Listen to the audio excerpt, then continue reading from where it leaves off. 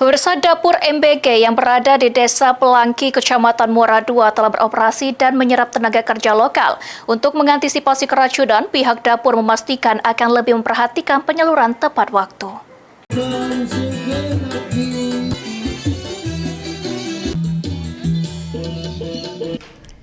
Di tengah pro dan kontra program makan bergizi gratis, Satuan Pelayanan Pemenuhan Gizi atau SPPG yang terletak di Desa Pelangki, Kecamatan Muara II, Kabupaten Oku Selatan, justru menunjukkan dampak positif yang nyata bagi masyarakat sekitar.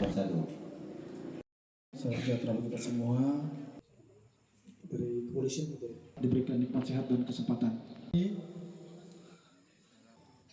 Yang dalam pelaksanaannya Tidak hanya memberikan asupan bergizi untuk siswa, kehadiran SPPG ini juga memberdayakan masyarakat lokal khususnya warga desa setempat.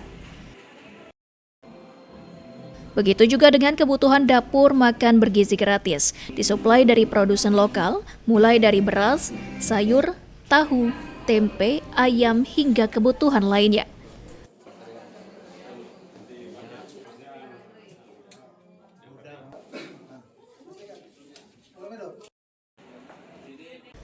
Sedangkan untuk mengantisipasi hal-hal yang tidak diinginkan seperti kejadian luar biasa di beberapa wilayah, pihak dapur makan bergizi gratis memastikan bahan makanan fresh dan proses packing serta penyaluran ke penerima manfaat tepat waktu.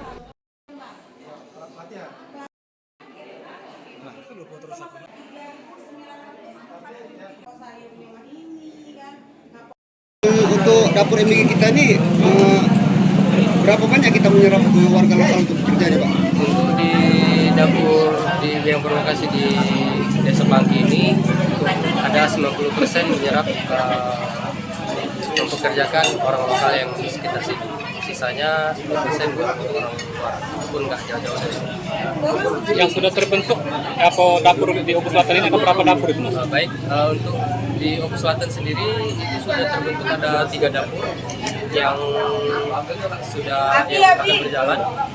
Ada 2 dapur yang sudah berjalan dan beroperasional dimulai dari tanggal 15 September 2025. Untuk penerimanya sendiri sudah berapa siswa?